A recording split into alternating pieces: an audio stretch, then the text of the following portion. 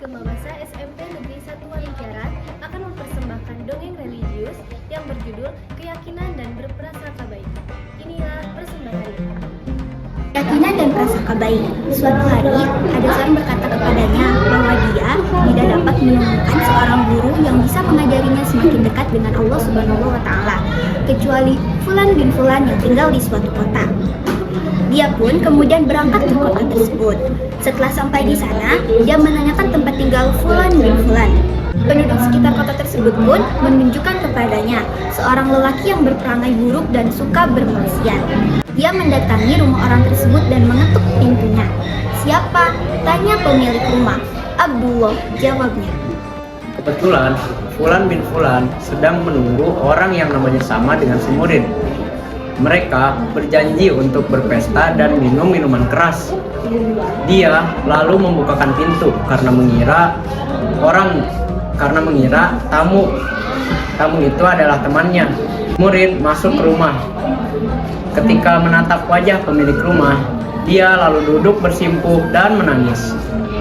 Pertemuan dengan sang calon gurunya itu begitu mengharukan, sehingga dia tidak melihat minuman keras yang ada di situ. "Apa yang terjadi denganmu?" tanya pemilik rumah keheranan. "Aku ingin agar engkau mengajariku untuk lebih dekat dengan Allah Subhanahu wa Ta'ala. Aku berusaha mencari guru tetapi tidak menemukan selain Tuhan," kata si murid.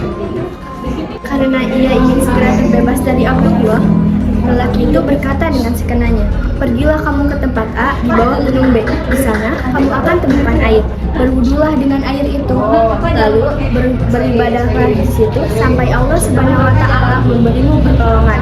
Lantas si murid segera melaksanakan perintah gurunya. Dia beribadah dengan sungguh-sungguh sampai akhirnya Allah Subhanahu wa Ta'ala memberinya pertolongan.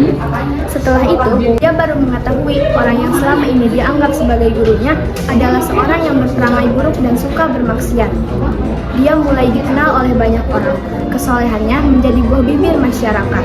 "Guru, siapa yang akan kau angkat menggantikanmu jika guru wafat?"